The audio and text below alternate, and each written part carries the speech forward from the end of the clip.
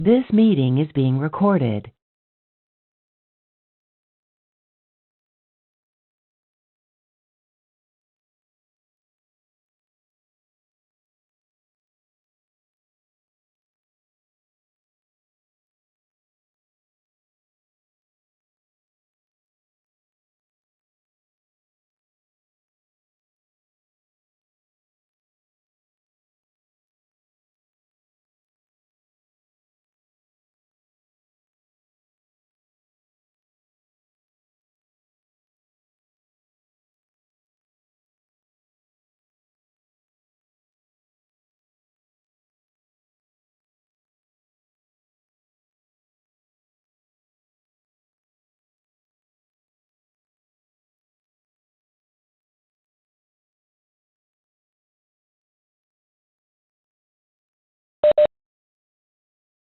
Good morning, everyone.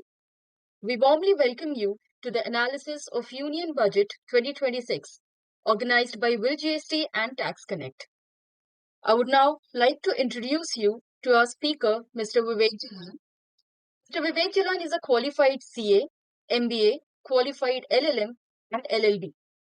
He is the partner of Tax Connect Advisory Services. He is a regular speaker at various professional forums, specializing in both direct and indirect taxes. During the session, please put your video and microphones off.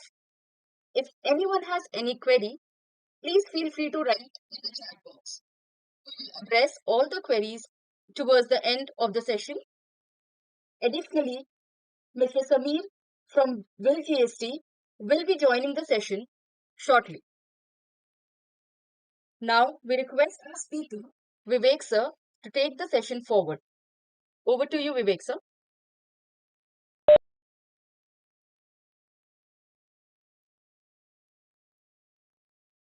Yeah, thank you, Deep, and thank you to all the participants for joining today.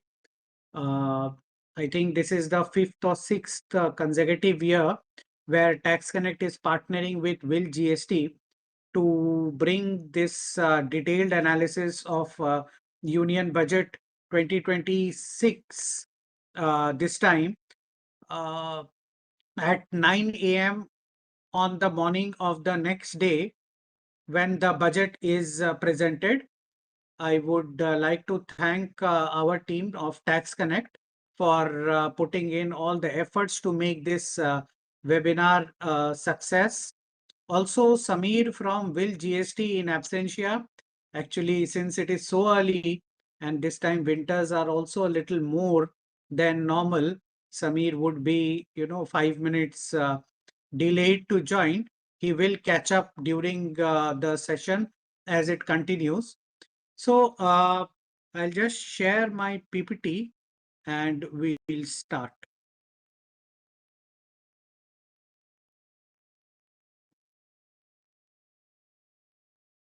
Is the PPT visible, Deepa?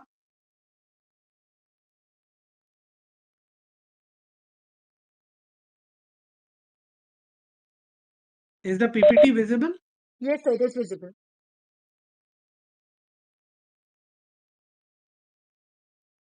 Yeah, thank you.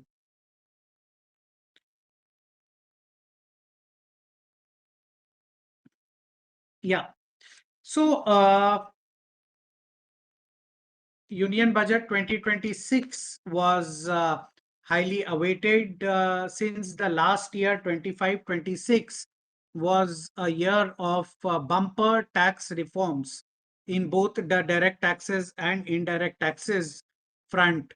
Uh, and it did deliver to an extent on stabilizing the changes made in the direct taxes as well as the indirect taxes and making some very important procedural reforms in the custom space. We will discuss each of the clause-wise amendments on the direct taxes, customs, and as well as GST. While GST did not see mention in the Honorable Finance Minister's speech, however, most of the changes in GST were apropos the proposals by the GST Council made in the 56 GST Council meeting, and they were given effect in Finance Bill. They would become Finance Act. However, as we know that GST would be notified, the amendments would be notified only after 50% of the state legislatures pass it, possibly on 1st October 2026 or around that time. So before we start on the tax proposals, the quick capture of the macroeconomics highlights and the budget at a glance. So the total budget outlay, as you can see in the last line of the slide in front of you, is around 53 lakh crores, 53.47 lakh crores, up from 49.64 lakh crores revised estimates, RE, for 25-26. Out of 53 lakh crores, around 35 lakh crores is the revenue receipts and around 17 lakh crores is the borrowings, right? So 17 lakh crores, 16.95 lakh crores to be precise, is the kind of the fiscal deficit. Now 16.95 lakh, which is the fiscal deficit, so to say, that the borrowing that divided by the GDP of the country, that gives 4.3% fiscal deficit number as a percentage, which was announced by the Honorable Finance Minister. So this is the macroeconomic highlights, friends. Now the total tax collection, as you can see on the screen, the detail will be available in the budget documents. The total tax collection is 28.66 lakhs. Now, this is the 28.66 lakh is not the total tax collection. It is the collection which is devolved to the center. The Honorable Finance Minister has already spoken yesterday that the 16th Finance Commission has recommended to keep the state's devolvement up to 41% of the total receipts, and that is the same as last year also. So this is the balance 59%, 28.66 lakh crores is the tax. So the total direct tax collections, if you go to the revenue slides, I don't have that in front of me, but you can see the total revenue. Uh, this is the expenditure. Total revenue and the tax revenues I don't have, but it is there in the budget documents. There is a uptick in the direct tax collections, the personal income tax as well as the corporate income tax collection, by around 11%. However, GST is flat, right? GST revenues are actually not much growing. So that is why the tax revenues are not much growing over last year's. So what is it understand for us as taxpayers, tax consultants, and as tax managers in the corporates, that this year would see the department being a little more aggressive as far as the recovery and collections and assessment is concerned, as far as the direct tax space is concerned. In GST, by and large, the government will focus mainly upon the stabilizing of the GST 2.0 reforms and making procedural changes in GST. One important thing which came out from the economic survey for all the taxpayers in GST is that e-way bills, they are up for major reforms. Possibly e-way bill, may see a lot of changes, and possibly this interventions which are happening, interceptions of the vehicles which are happening in transit, that would slowly phase out. This interception of vehicle in the GST space, that is creating a lot of problems for the taxpayers, that should phase out. So this is the overall, macroeconomic analysis and the economic survey, what it had as far as taxation is concerned. The most important announcement which everybody was waiting for in the finance minister's speech is whether the Income Tax Act 2025, the new Income Tax Act, that would be implemented from 1st April 2026 or no. And as we had already predicted, I think many of the circles, they were uncertain whether the new Income Tax Act 2025 would be implemented from 1st April 2026 or not. We have already, discussed with the CBDT, Honorable CBDT member was there, and we discussed with him also. And huge mass outreach programs will be there going forward on implementation of new Income Tax Act 2025 from 1st April 2026. So February and March, these are the 2 months where taxpayers have to get ready for implementation of the new Income Tax Act 2025 from 1st April 26. Now, as far as implementation is concerned, while a lot of the Income Tax Act 2025 is the same as Income Tax Act 61, they have only simplified the language and made the act more concise in far as reducing the word. In fact, if you read, friends, we already have had a 15-hour section-wise deliberations on Income Tax Act 2025. We had a pan-India, hybrid physical as well as online course on the Income Tax Act 2025 in December 2025. So while you would see that Income Tax Act 2025 is a simplified form. I always say that if you want to understand 1961 Act, it is better to read the 2025 Act. It gives you a simplified version of the 1961 Act. But in every section, we have gone through many of the sections, I mean most of the sections. In every section, friends, if you go into the nitty gritties, you will see few amendments. There are few positions which will change in Income Tax Act 2025. So that requires implementation. Now, first implementation which is required is the time limit for rectification of the TDS returns. That was 6 years in 1961 Act, but that has been reduced to 2 years in the 2025 Act. Therefore, till 31st of March 2026, you have to rectify all your TDS TCS returns which have been filed till Q3 of financial year 23-24, right? So this is the first implementation stage. We were expecting that this provision, this I would say policy change would be withdrawn or amended, but this was not to be. So TDS TCS returns till Q3 of 23-24, that needs to be rectified till March 2026. New TDS or TCS actions. Now 194C, 194J, 194M, etc., what we have been using, everything is gone. Now there is one section for TDS, that is section 393, and there are 6 tables in section 393. Then there is a one section for TCS, section 394.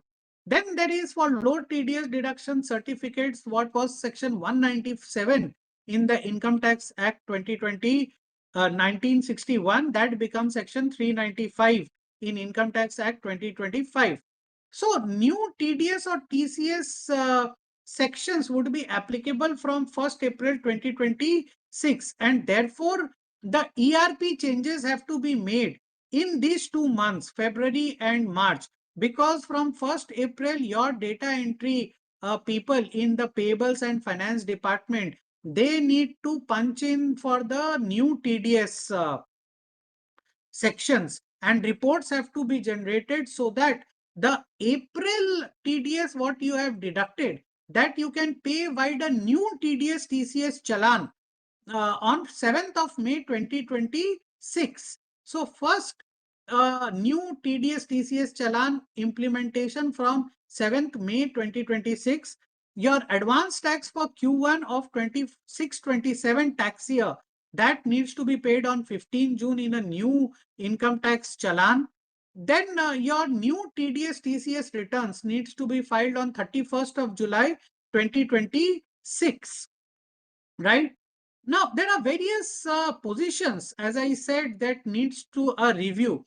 For example, when we were going through this section-wise Income Tax Act 2026, we saw that under PGBP, now Section 28 of PGBP in 61 Act, that becomes Section 26 in Income Tax Act 25. So there we saw that all export incentives that will be taxable under PGBP under Section 26. Now, what about a case of EPCG licenses?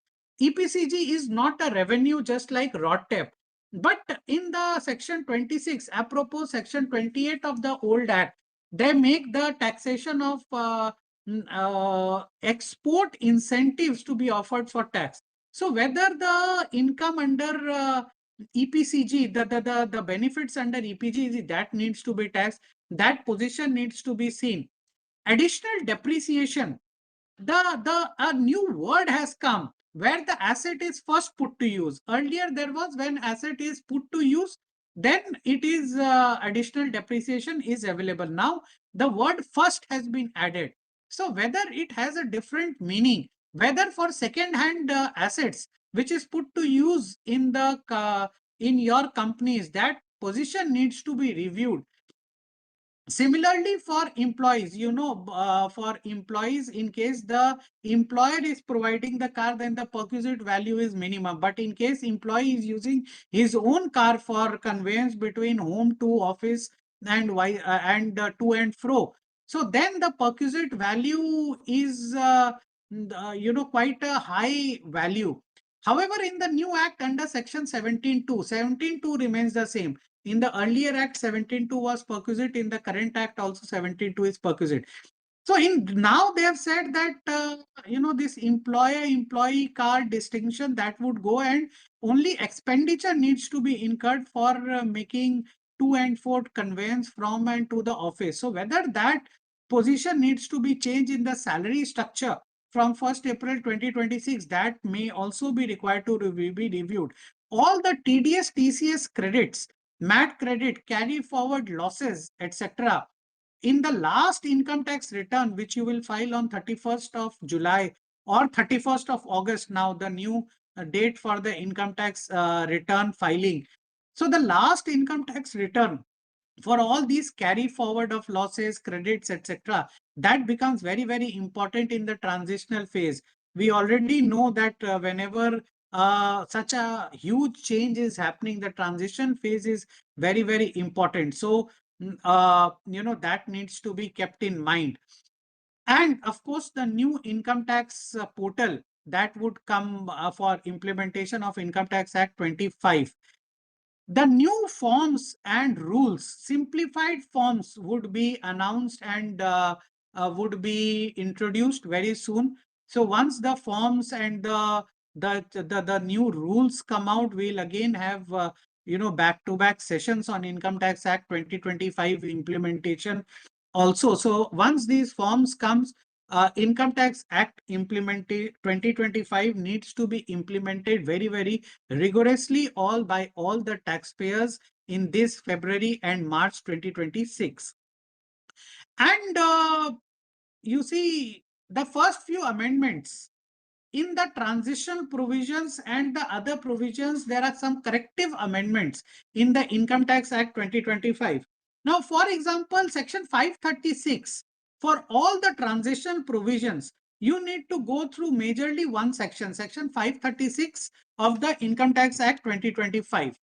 Now, Section 536, subsection 2, clause H of the Income Tax Act 2025, that is a transitional provision which requires that I will give you an example and explain. Say in case of section 54, you or 54F, you have sold an asset, right? A property or any other asset, and you have a long-term capital gain.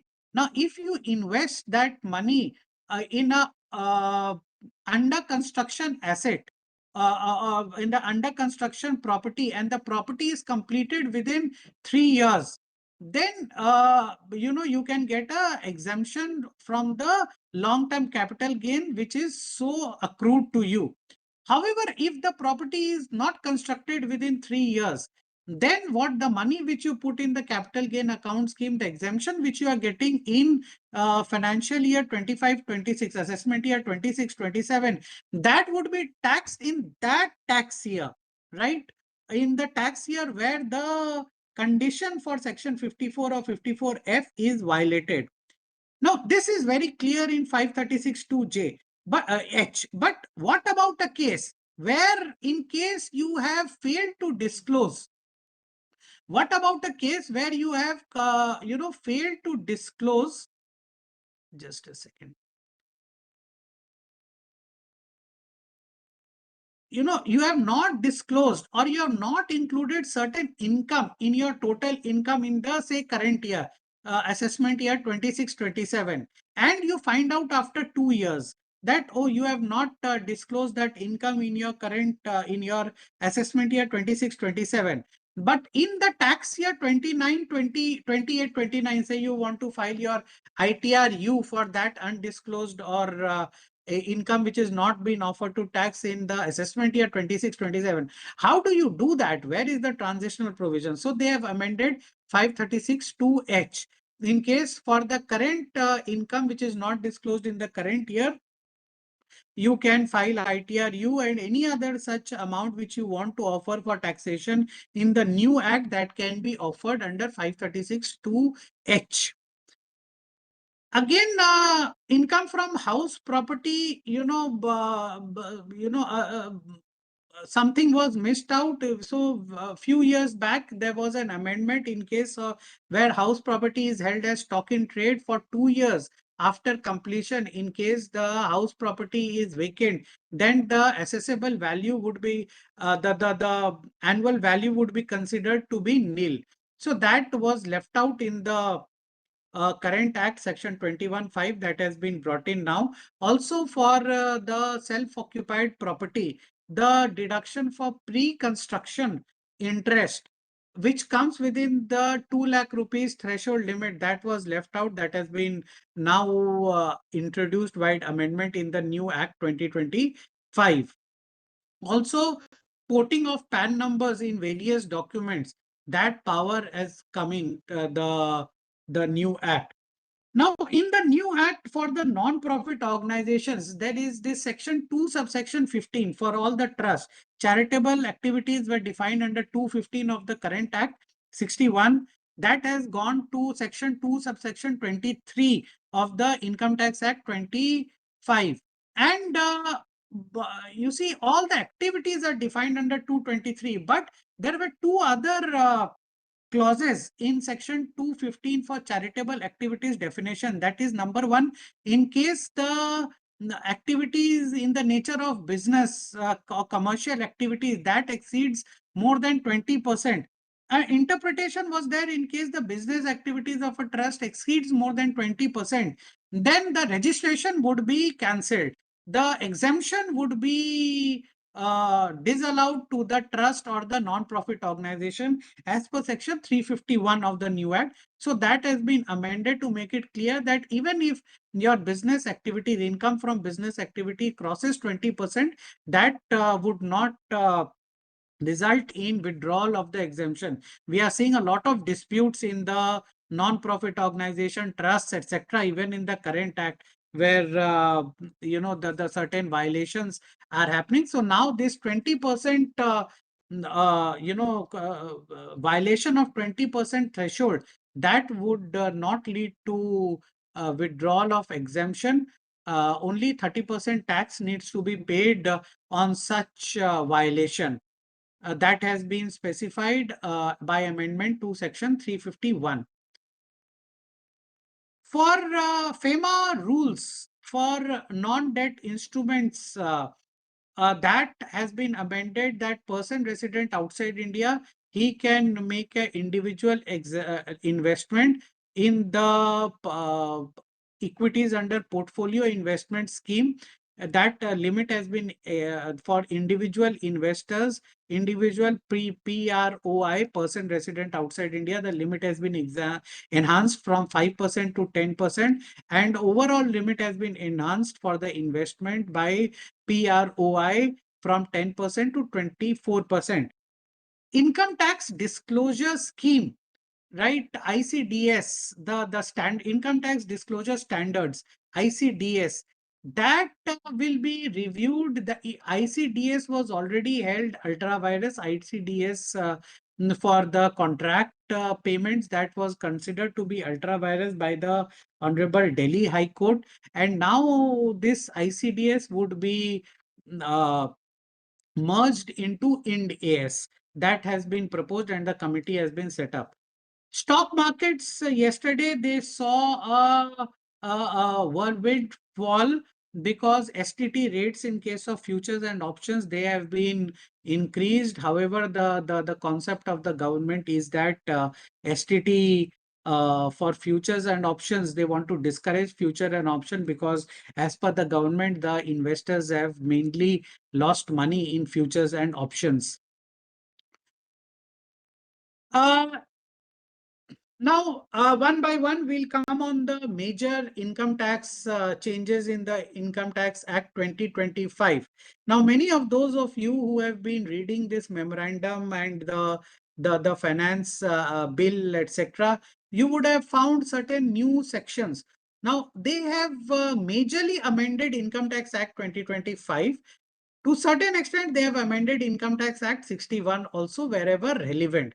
But majorly, we'll discuss the provisions which have been amended in Income Tax Act 2025 along with certain important provisions which have been amended uh, to make a point many a times in Income Tax Act 61.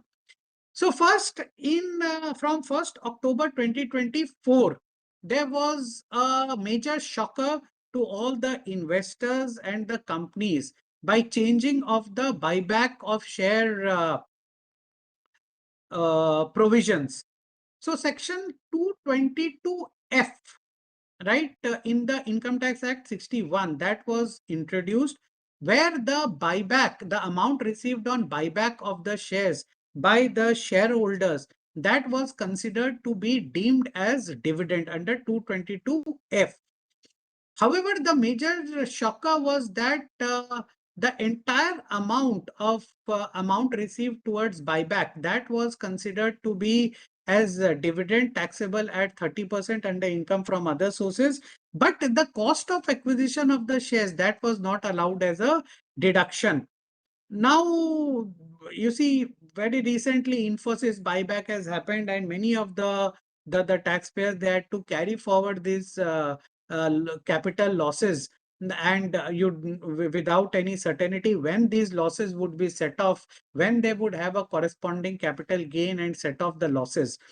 So this time now they have rectified this situation. Section 222F of the current Income Tax Act 1961, that becomes section 240F of the Income Tax Act 2025, right? So that has been now deleted in 240 subsection F.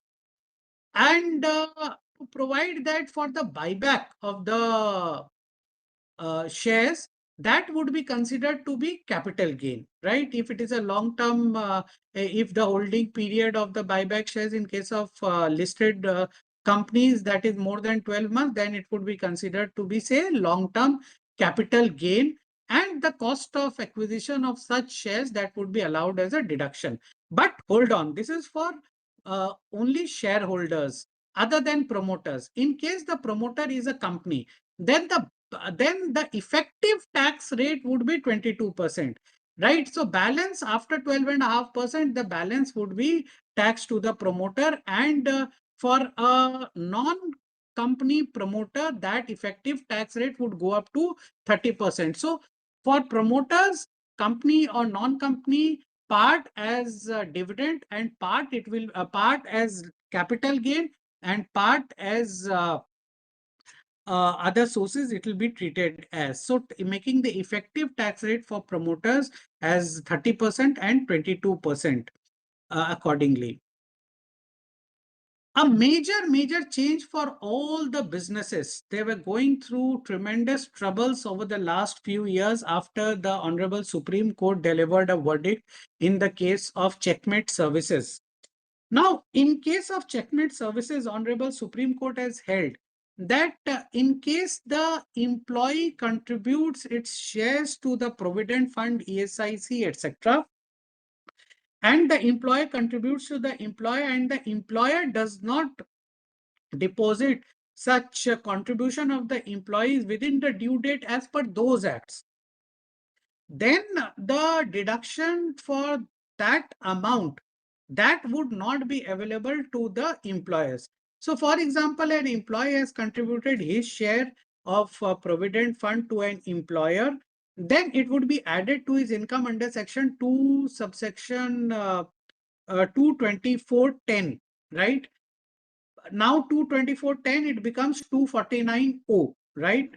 So it would be added to income under that section, and it would be allowed as a deduction under section 3615A of Income Tax Act 61. That becomes section 291E of Income Tax Act 2025.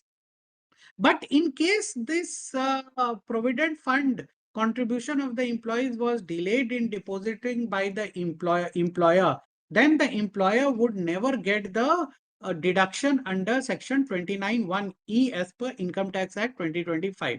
Now that has been amended. Section 291E has been amended to provide that in case the due date for these cases for payment of provident fund contribution of employees to the government, that date for the employees would be the due date of the filing income tax return under section 263 of the Income Tax Act 2025. Section 139 of Income Tax Act 2061, that becomes 263 for the purpose of filing of the returns under 25 Act. So this is a major amendment, and already a writ petition was filed before the Honorable Supreme Court in this case to allow relief as even 1 day of delay of deposit of provident fund ESIC employees contribution, that would result in disallowance that was not considered to be equitable. And now after this amendment, consequential relief would be granted to all the employers, all the businesses across. The question now is whether after this amendment that would have a retrospective effect or not on the earlier cases. Well, already Honorable Supreme Court judgment in the case of Allied Motors Private Limited versus Commissioner of Income Tax Delhi, that in that judgment the Supreme Court has held that you see that these kind of amendments, they are beneficial in nature and may have a retrospective effect. That judgment was declared in 1980 and 1990 somewhere, I think, and to have effect from 1984. Amendment to section 43B, that had to have effect from 1984. Right. So retrospective effect of this amendment, that needs to be seen going forward. But prospectively, of course, all the MSMEs and other businesses, they would get a relief. Another important amendment is a major push towards the new scheme by the corporates, right? So the MAT credit, that is not allowable under the new scheme, but it is allowed under the old scheme. Now, in the major push towards the new scheme, it has been held that amended that the MAT credit, the MAT payment in the old scheme, that would be considered to be as the final tax payment, right? No more MAT credit entitlement would be there, and an option would be available to shift from the old scheme to the new scheme. Again, a push towards the new scheme, and the MAT credit can be carried forward in the new regime, and 25% per year of the MAT credit accumulated, that would be allowed to be set off.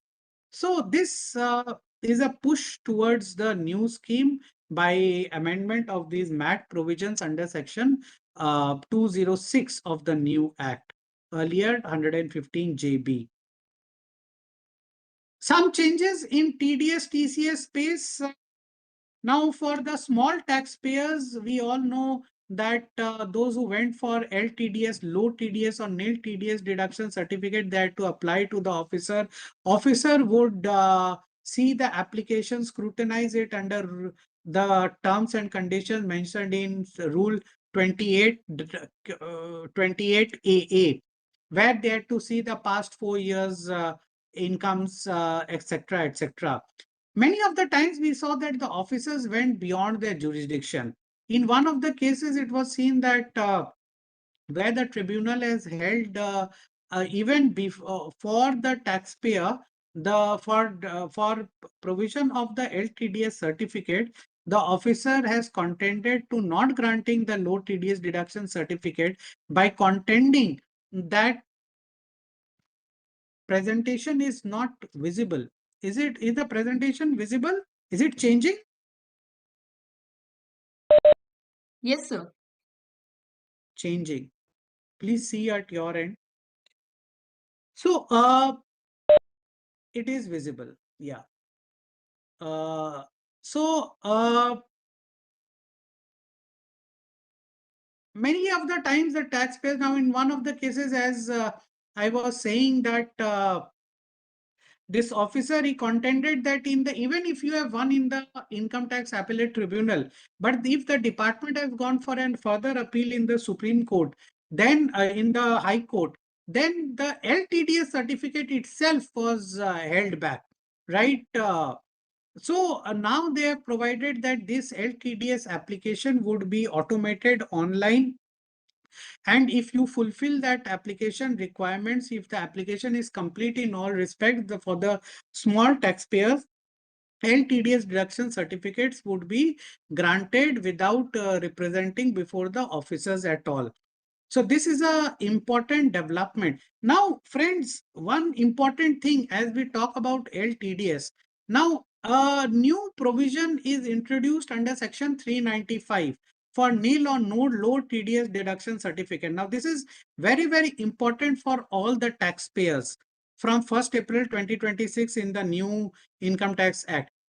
After granting the LTDS or nil TDS certificate, also the officer during the year can cancel your LTDS or nil TDS certificate. So in case any vendor of yours has provided an LTDS certificate or nil TDS certificate, before uh, deducting a low TDS or nil TDS, you need to see on the Traces portal. That facility is available on the Traces portal already.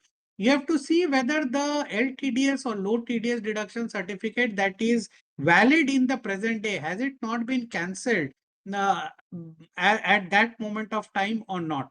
So this LTDS and low TDS deduction certificate, nil TDS deduction certificate, that becomes a very, very important, provision for businesses day to day. In case you are purchasing a property from a resident above 50 lakh rupees, you have to deduct TDS at the rate of 1%. And the payment of TDS would be, and deduction of TDS would be on the basis of PAN number and not TAN number. But if you purchase a property from non-resident, then you have to take a TAN number and to deduct TDS with that TAN number. Now that created a hardship, and now it is provided that even when you are purchasing a property from a non-resident, then the TDS can be deducted via the PAN number. Possibly a new challan come return form would be introduced very soon for NRIs also, just in case it is for residents. Well, for certain, taxpayers who are participating in the mutual funds, unit of mutual funds, and have or other instruments and have certain dividend interest from securities, etc. A low or nil TDS deduction certificate may be provided to each and every of the funds, right? Mutual fund units, etc.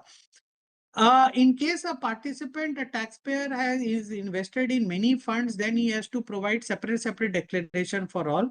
Now there is a scheme wherein you can just provide a declaration to NSDL or the depository participant, and NSDL or the depository participant will provide such declaration to each of these funds, units, etc. The procedure needs to be set out going forward, and the process would be laid down in future. But this is more of a compliance reduction measure. TDS on supply of manpower, whether it will be under 194C or 194J in the current act, whether it will be considered as work under 194C. Now 194C becomes section 393 subsection 1, the table under it clause 6 subclause 1, and all others become 6(3). So it has been clarified that supply of manpower, that becomes work, and the TDS would be applicable under section 393 1 table clause 6 subclause 1 or 3, right? TCS, a major rejig in the TCS regime, earlier 206C1G or 206C, right? And now section 394 in the current Income Tax Act 2025. Now for the industry and the trade and industry, important is sale of scrap. TCS, collection of TCS on scale of scrap, that was 1% earlier, that becomes 2% in the new act, right? From 1st April 2026. Sale of alcoholic liquor for human consumption, it goes up from 1% to 2%. But for sale of tendu leaves, already TCS clarification was there that this tendu leaves would not be for traded, it would only be for those under the forest lease. And the TCS on tendu leaf, that goes down from 5 to 2. But the major change is for LRS. TCS on LRS, what it is generally called.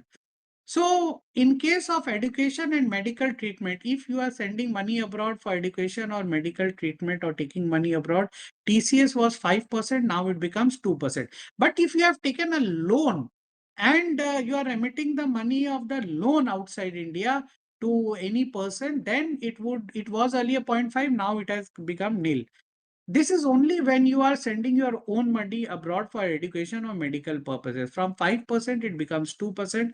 And other than medical or education purpose and otherwise, then making a payment to a tour operator, that it remains 20%. So still this obnoxious rate of 20% for TCS under 206C1G, now 394, that remains. In case of tour operator, it goes down from 20% to 2% if it is more than 10 lakh, and 5% to 2% if it is less than 10 lakhs. Few amendments in the capital gain space. Now, in case there is a compulsory acquisition of property by the government under the specific act for right to fair compensation.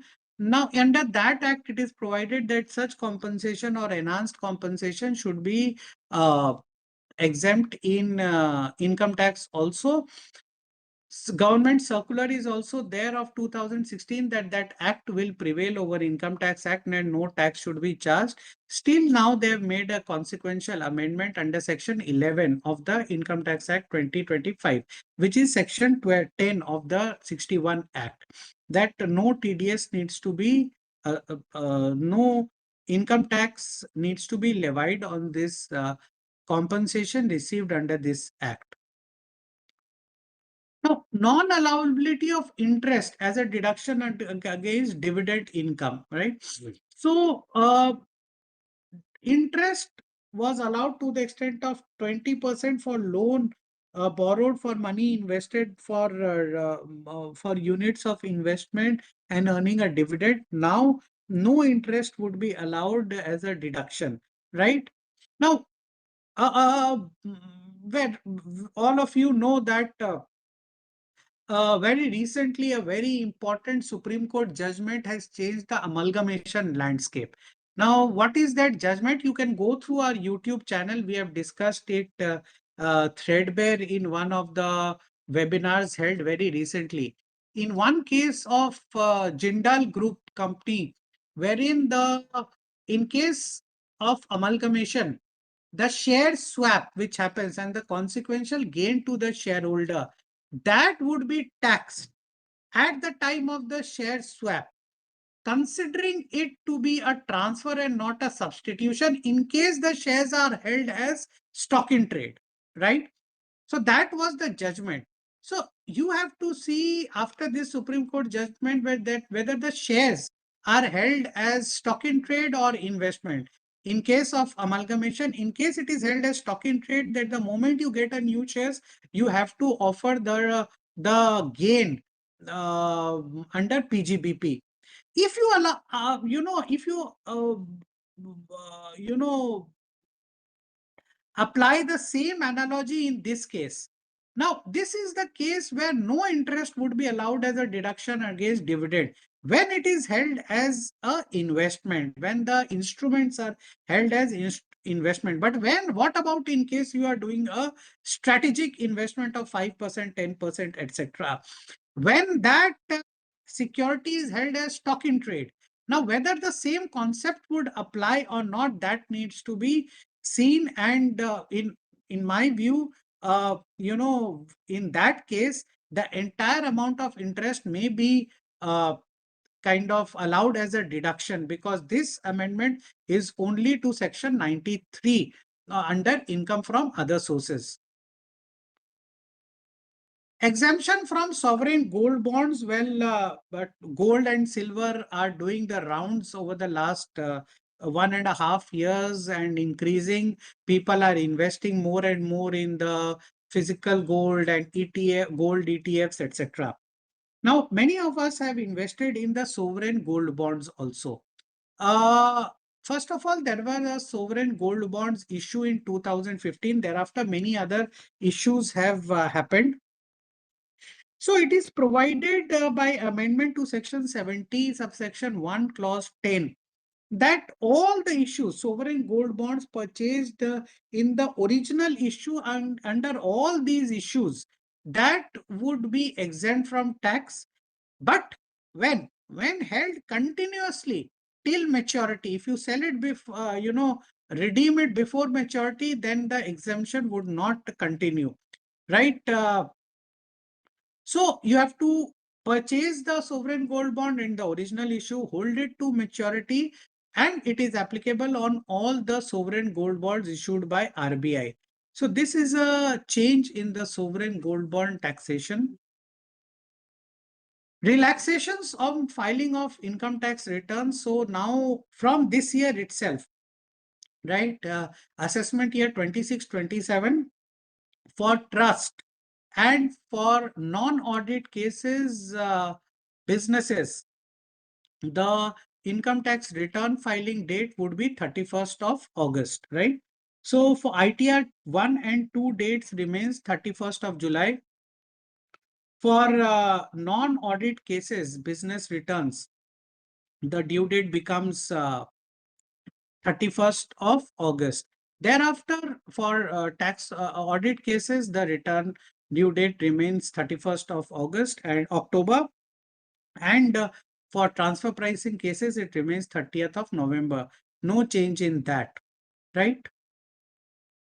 Revised return, the due date of revised return that overlapped with belated return, both the due dates were 31st of December. Now they have extended the revised return due date from 31st of December to 31st March of the next tax year. But it is on payment of additional fee of 1,000 rupees in case total income is 5 lakh or below, and 5,000 in case it is more than 5 lakh rupees. That fee portion, whatever all these fee, late fees, etc., charges, that you will find in section 428 of the new act. Now, income ITRU, updated income tax return. Now, friends, this is a very good scheme for those who have missed out on disclosure of certain income, right? Sometimes there is a misconception or maybe a misunderstanding among certain professionals who have not used this form, that this extra additional payment of tax of 25% for first year, 50 second year, 60 third year, and 70% for fourth year. This is on total income. No, this 25, 50, 60, and 70, that is on the tax amount. So first year you would be paying only 7.5% more, right? In case you don't disclose, like last year, you file a ITRU in the for the first year, you have to pay 30% plus 25% of 30%, that is 7.5%. Total 37.5% without the interest component. Now, ITRU, there were two restrictions. Number one, it could not be filed for a return to make a return, a loss return. It could not be filed in cases where to reduce tax liability or to increase the tax rate refund. Also, it could not be filed in cases where assessment, reassessment, search, survey, prosecution proceedings are pending or completed. Both these provisions have, I would say, constraints or limitations have been relaxed.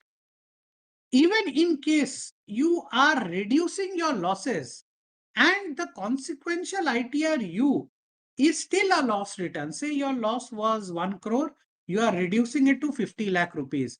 Your final return is also a loss return, but ITRU would now be allowable.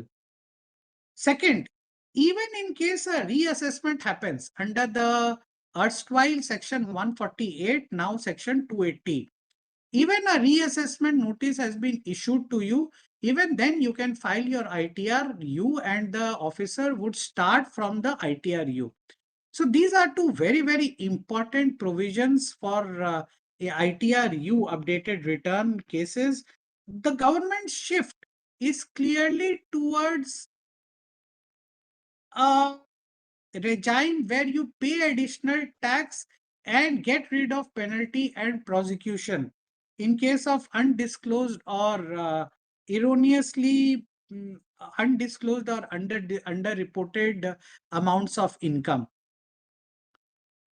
Similarly, there is a new 6 months disclosure scheme. Now, this has a history that in case you have foreign asset or foreign income sources, last 2 years there have been nudge campaigns and many of the taxpayers who have foreign assets or foreign sources of income, they have disclosed it after the nudge campaigns, we are all aware. So now they have brought in a foreign asset disclosure scheme. This is a new scheme wherein you can disclose your foreign income. If you have not disclosed earlier, you can disclose your foreign income by payment of 60% of the amount of the income offered. And if you have not just disclosed an asset, say for example you have disclosed your income but not disclosed your asset, for example employees who have got ESOPs in a foreign company, for people who have got dormant or foreign bank accounts, forgot to disclose it, you can just disclose it by making a payment of a fee of rupees 1 lakh rupees. Black Money Act also has been rationalized a bit, that in case there are minor or inadvertent non-disclosures and the value does not exceed 10 lakh rupees, then there will be no prosecution. Penalties and prosecutions have been rationalized to a great extent. For example, TDS, TCS return non-filing, there was a prosecution. Now there is no prosecution. There are only late fees and penalties which need to be charged. Many other penalties and prosecutions, they have been completely rationalized. Now, penalty and prosecution, that is ranging from section 473 to 485. You can go through one by one at your own pace, and see the rationalization steps. Another very important amendment in the penalty space is that they have converted all the penalties, so to say, into late fee or charges. In fact, the same thing you will see in customs also under section 28 of customs. We will come to customs amendment also. So for say tax audit report, non-filing or late filing of tax audit report, the penalty was lesser of 0.5% of turnover or 1,50,000. Now they have converted this penalty into a fee. Also for not filing the transfer pricing audit report, that penalty or late fee becomes 1 lakh rupees, right? And that is graded also. For non-filing of SFT forms, the penalty is capped at 1 lakh rupees, and it become a fee of 500 or 1000 per day, as the case may be. Now, there are several implications of converting this penalty into a fee. One is that it helps you in the Companies Act also. When you are if in case you are violating a law and incurring a penalty, then under Companies Act you have to disclose it to the shareholders. Now, when you are making a payment of a fee, that need not be disclosed. That is a business as usual payment, right, for certain non-compliances. And in my view, as per the Honorable Supreme Court judgment, in many cases, a deduction under Section 37 of the Income Tax Act 61, and now Section 37 becomes 34 of Income Tax Act 25, deduction of a late fee or late charge, that can be availed. But deduction for a penalty for violation or contraction of law, that cannot be availed, right? So this conversion of late fee into penalty into late fee, in my view, would also help the taxpayers to take a deduction of this uh, late fees while computing their incomes when the late fees is paid. So for late filing of tax audit report, the late fee becomes 75,000 for where the delay is 1 month or less, and 1,50,000 where it is more. But there is one, catch over here. Currently, it is 0.5% of the turnover. So, if your turnover is only 1 lakh rupees, then you pay a penalty of 5,000. Now, for 1 day of delay, you have to pay 75,000 rupees. No relaxation in that. So 1 lakh is the, maybe a little, much on the lower side, but even if it is say 50 lakh rupees, it is 25,000 the late fee. Now it becomes 75,000 on first day itself. For transfer pricing audit cases, 50,000 for 1 month and 1 lakh for more than 1 month. Now, a major change in the assessment proceedings would be, and in fact, we had advocated it also, that this process of assessment orders in income tax, that is a lot of burdensome, as it is litigation is burdensome, and further to have a separate quantum order of assessment, and thereafter where the quantum order achieves finality in the commissioner appeal stage, then you get additional penalty order. It leads to two proceedings for the same case. Now that is burdensome, and also it gives rise to uncertainty. Taxpayers don't know when the penalty order is coming. Now, in many of the cases where in the quantum order, we are now, before the income tax tribunal, in many of the cases where we have got the taxpayer has admitted in the quantum order, the addition, but immediately after the quantum order is admitted, then they get a penalty order, which we have to contest by, by case laws in Reliance Petro, etc. So, now they would give one order for quantum and for penalty at the assessment stage itself. So that there would be only one proceeding for one particular case and not two proceedings. So common order for quantum and penalty. And interest would be added only after the CIT appeals or ITAT stage. Right? This would come into force from 1st day of April 2026. Section 68 and 69. 69 family A, B, etc. C. Now that the tax rate was 60% in the current act under section 115 BBE. So 68 and 69, it becomes section 102 to 106. That rate of tax becomes 30% only, right? And the penalty, but it goes up from under section 270A of the current act and 190 uh, 439 of the Income Tax Act 2025, that becomes 200%. So under section 68, cash credit, unexplained credits, unexplained expenditures, etc., the 68 and 69 family, that actually penalty amount has been increased. For cooperatives, there is a provision for already in the new scheme of section 80M is there in the for the companies where intercorporate dividends, that is allowed as a deduction. For cooperatives also, intercooperative dividends, that would be allowed as a deduction in the new scheme. Exemption to for certain foreign companies who are taking the services of data centers and selling it in India, that the tax holiday period is up to 31st March 2047. A great fillip to IFSC. Now, IFSC, the exemption was available to an IFSC unit for 10 out of 15 years and for 10 consecutive years in case of an overseas banking unit. Now, this for all the units in IFSC, the exemption now would be available from tax for 20 out of 25 years. 20 years, it has been doubled. So the government wants to promote IFSCs and wants to people to set up their units in the IFSCs. So the period of the deduction of 100% of the incomes, that has been increased from 10 years to 20 years. Friends, very often I have referred to this in various of my deliberations, that one has to contest and go for litigation on the merits of the case. Many of the times, and there are batch petitions in the Supreme Court currently.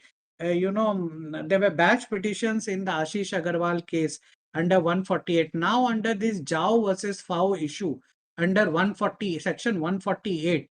There are hordes of petition lying in the Supreme Court. The main contention is that the FAO, the Faceless Assessment Authority, that should issue notice under 148 and not the JAO, Jurisdictional Assessing Officer. Now, that is the main issue. Now, why the amendment to section 280 currently and 148 in the current Income Tax Act, they have now put to rest by and large this Jao versus Fao litigation. And they have stated that, see, there are two stages to section 148, 148A, etc. First stage is when you give a notice under 148A and assessment is done whether notice under 148 needs to be issued. Once the notice under 148 is issued, the scrutiny phase, pre-assessment inquiry phase is over.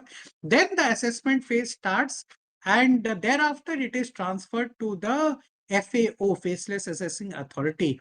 That has always been the intention, and these kind of procedural issues, these should not be litigated in the new act to bring certainty. So friends, this, and again then there were batch petitions where the DIN numbers was not quoted on every page of the assessment orders, or it was not quoted in a particular place. They have again stated, as far as DIN number is generated before shooting any communication order, etc., then for these kind of technical grounds, litigation should not be made, and the orders would not be considered to be as defective or void ab initio. So you know for future litigation, one needs to, as a taxpayer, take a call whether one needs to go in for these kind of technical grounds in litigation or not. uh, uh, uh, there are many others for transfer pricing cases also, for computing the period of limitation, 1 day more, 1 day less, etc. All these technical grounds, they have said the same thing, that for these technical glitches and for these technical non-compliances, litigation would not be encouraged. However, in my view, even a contrary uh, position should be taken by the government, that the government and the officers should not also contest on these technical grounds, right? If there is a, then they should also. So for example, there is a current big issue on ex parte orders, whereas there is a Madras High Court judgment already that in case a particular taxpayer is not reverting on an online order or an online notice, then you need to also call up the taxpayer as an officer rather than pass an ex parte order. So, in my view, that same should apply to the government for small. If the taxpayer is not reverting because his mobile number has been changed, email has been accessed by the consultant, old consultant, the officers can always call up, or their officers can always call up the taxpayer and tell them, intimate them that, gentlemen, order, the notice has been served on you, please reply. So it should be both sides, in my view. Customs, as I said, major relaxations, right? First, for the fishermen who fish in the special economic zones, if they land up in a foreign territory, that catch of the marine product, that would be considered as export. If they come to the Indian shores, it would be considered, not be considered as import because it is in India. Section 28, I was speaking about just few minutes back. Section 28 in income tax, in the Customs Act, that is also been amended. 28(6) has been amended actually to provide that in case you are admitting an amount within 30 days, the quantum or the tax amount, or the duty amount, then the 10% additional penalty, that would not be considered as penalty now. That would be considered as a charge for non-payment of duty, just like a late fee, so that you can disclose it as a charge rather than as a penalty, and claim a deduction also under Section 34 of Income Tax Act 2025 as a general deduction. The period of advance ruling. Now, customs advance ruling, you can go for classification cases, valuation cases, etc. But the validity of advance ruling is for 3 years. That has been extended to 5 years. Even if you have an advanced ruling now, which you have already taken, you can apply for an extension of time from 3 years to 5 years, to the extent that advanced ruling is still applicable on you. Warehouse to warehouse, a bonded warehouse to a bonded warehouse movement, that requires a permission from the officer. Now it does not require permission, it just requires a intimation to the officer, right? Baggage rules have been amended a lot. Again, I would not go into deep, but it is there in the FAQ, very well explained in the FAQ to the budget documents. For AEOs, T2, T3, the current period of customs deferment is 15 days. So every 15 days, you have to pay the customs duty for all the bill of entries which have been cleared. Now that 15 days becomes 30 days, not only for T2, T3, but for all the importers. You can go into a new eligible importer, trusted importer scheme, and you can get a 30 days deferment of the customs duty without interest. So this is a major change in the customs space, and all the importers, big or small, they can try and get a benefit of this. However, this scheme is applicable for a limited period of time. Going forward, the government wants everybody to go into the AEO scheme. Now, one important exemption which has been in the lithium ion cell manufacturing space. Now, we had advocated for exemption of capital goods for making lithium ion cells in India. Now, it was in the last budget of 2025, they has exempted capital goods import for making lithium ion cells in India only for EV batteries. Now they have extended it to battery storage also. Now, so whatever capital goods you import, that will be duty free if you import it for whatever purpose, battery storage or electric vehicles.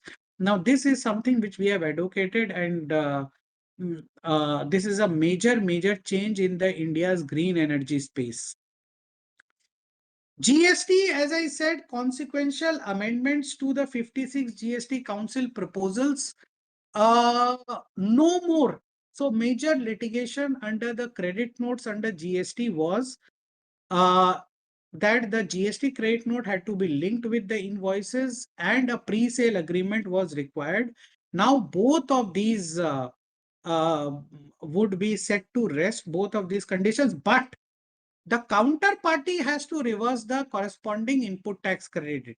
That would be facilitated by the invoice management system. So counterparty ITC reversal that stays for GST credit note, but linking and pre-sale agreement, these are taken out. But friends, in my view, linking should be done internally by your ERP software, because in one of the cases very recently we have seen that one of our clients, the credit note value is more than the invoice value, because their invoice value and credit note is not linked. Also, going forward, the assessing officers, in our view, what we have seen over the last 8 years, all the assessing officers, the GST officers, they would, for the purpose of assessment, may require, a linking, because they wish to see that whether what you have reversed, the ITC which you have reversed is actually the output tax which you have reversed is actually not more than the output tax you have charged on the original invoice itself. So, this is important change. Now, provisional refund of 90% within 7 days, that would be applicable for inverted duty refund also, that is there. And national appellate authority would be set a tribunal, possibly the GST would take up the cases till national appellate authority is set up. And I would say the most important and awaited amendment in GST is the deletion of section 13, subsection 8, clause B of the IGST Act for intermediaries. Now, for even if you are rendering services of intermediaries, then it would be considered as export of service. Rather than paying 18% GST, you would be getting a refund of all the ITC. Now, this is a major change, but hold on. It will be implemented after having been passed by 50% of the state legislatures. Now, till such time, possibly till October 2026, all the intermediaries, they have to wait still, right? So, thank you very much, friends. I think we have discussed almost all of the critical and important changes in the direct and indirect tax space in this budget. Thank you very much again for joining. And in case anybody has any questions, we can answer them. We have Samir also over here. Samir has just joined. So, Samir, over to you, for your inputs on this Union Budget 2026. Thank you, Vivek. My apologies for not joining a little earlier because I had some other things to plan. And thank you everyone for joining in the morning. Vivek, are we going to have some Q&A session? I mean, if there is any query, we can take it up. Yeah. I think we already have a query on the chat box. Mr. Srinivas has also raised his hand. Mr. Srinivas, you can type your query in the chat box also. We have one query which from Mr. Niranjan Nayak. Whether declaration of CA certificate from customer is required for ITC reversal on credit note will continue. No, so this circular 212 for CA certificate from the customer for ITC reversal, that has been withdrawn. But then again, for the earlier cases before IMS has come, then how do you get this kind of confirmation? It is only through a, some kind of certification from the customer, maybe not a CA certificate, but maybe a self-declaration from the customer. As of now, the position is that Circular 212 for CA certificate has been withdrawn. Ms. Usha says, whether we need to follow IMS for 3B since 2B is getting auto-populated since it is not mandatory. Actually, IMS, yeah, it may be not mandatory, but it is already notified. So I would say the only way by which you can implement this amendment to section 34 is by IMS. If you don't have circular 212 for CA certificate, you can rely only on IMS to ensure that the recipient has reversed the ITC. So I think IMS, even though not mandatory, should be followed, in my view, right, to implement this section 34, which has already been notified, which has been proposed actually. No, what will be notified going forward. Mr. Saha says, kindly explain further on perquisite valuation under section 17(2). See, you can see our videos. I think in February or March, we have a video on the amendment of the Income Tax Act. At that time, when this Income Tax Bill 2025 had come, we had done a thorough analysis for the employee structure payroll for many of our clients at that time. So 17(2) of the current Income Tax Act 2061, it provides that in case the employee is using his own car, then it would be offered for taxation as perquisite, right? And if he's getting a reimbursement. But in the current 17(2)(e), if you see, they have said any expenditure which has been incurred, the employer's car, employee-owned car, employer lease car, all of this has been done away with. So in our view, one has to again see the rules further. In our view, if the rules, support this position, then we feel that there is a major benefit out here by the change in section 17(2) perquisite value for cars. Mr. Srinivas says, can you elaborate little more on intermediary service changes? Yeah, it is, Mr. Srinivas. So, if you are an intermediary, right, you are an agent in India, you are providing the agency services or brokerage, you are charging a commission to a foreign customer, you under 13(8)(b), you have to charge.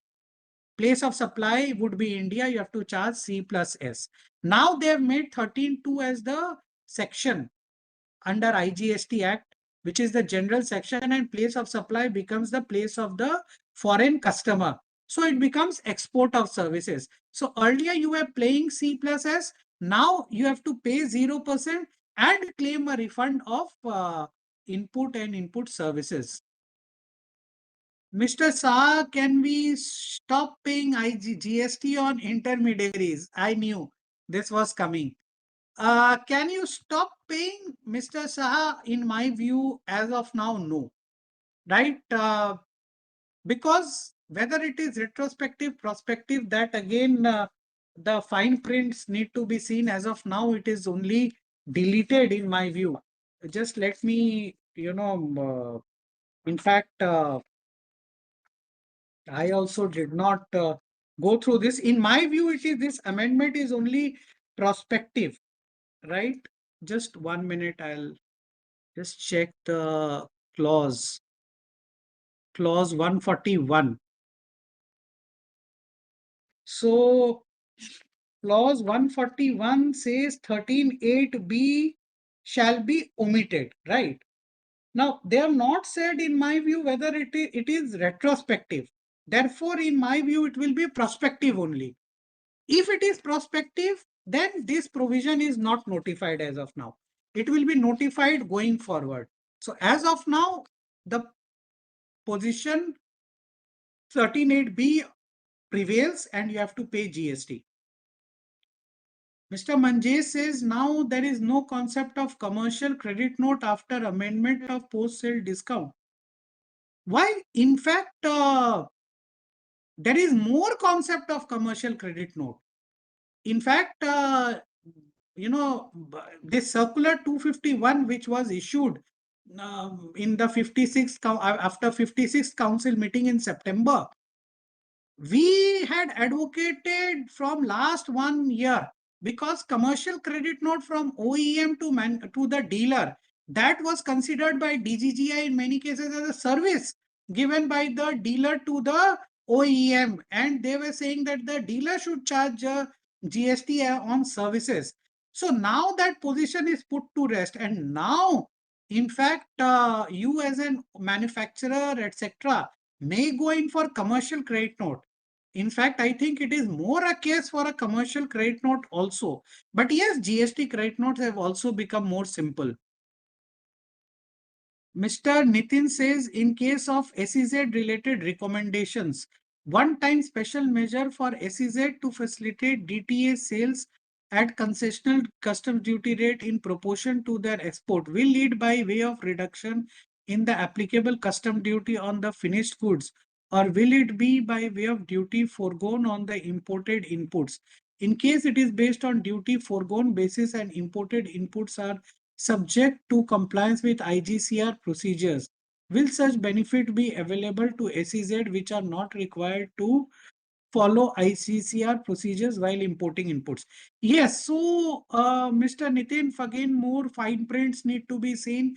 Frankly, I have seen an overview of these SEZ provisions. This is a relaxation. In my view, it would not be by way of reduction of customs duty rate. It will be by duty foregone basis. And of course, it would be applicable for SEZ for whom IGCR is not applicable. In my view, it will not be for SEZ for whom IGCR would be applicable. Mr. Sandeep says, please explain the implication of intermediary services in case RCM paid for commission for foreign agents. Very good question, Mr. Sandeep. I think, yeah. So place of supply becomes place of recipient.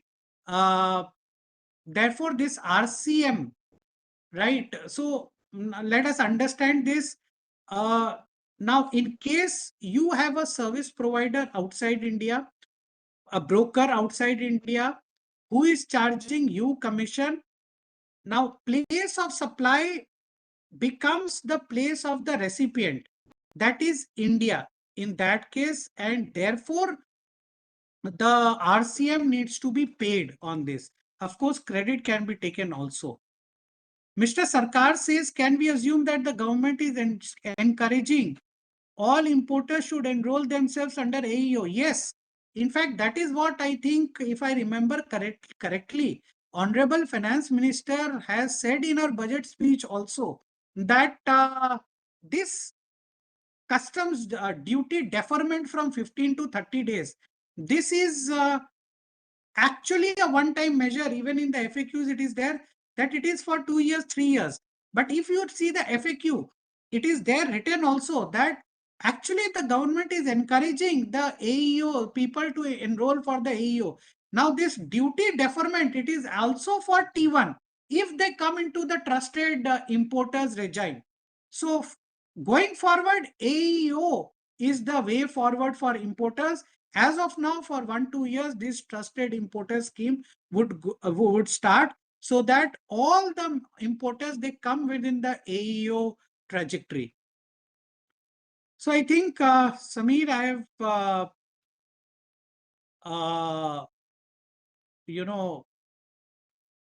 answered all the queries. Again, over to you for your remarks, if any. Thank you, Vivek. Thank you for taking all the queries, and also to have a very detailed discussion clause-wise, covering almost all the entire topics that was there in the budget. Again, we'll again have to look at what the Finance Act says once it comes into effect, once it is passed by the Parliament and assented by the President. Once it is there, we'll again have a study of that, and if at all we require, we will have another session on that.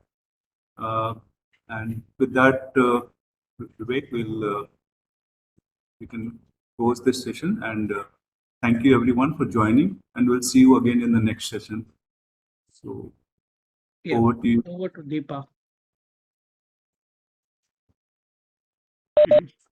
Deepa, Thank are you, you Samir, there? sir. Thank you, Vivek, sir, for this wonderful deliberation. Your insights have broadened the clarity on the queries. Thank you to all the attendees for their questions and for attending the session. We thank you, Samir, sir, from VILGST for coordinating this session with us. Thank you. We conduct such webinars every month, and we hope to see you all in the upcoming webinars as well. And We we'll will share shortly share the PPT. PPT and video link. Yes, sir? Yeah, we'll share the PPT with all the participants. Yes, sir.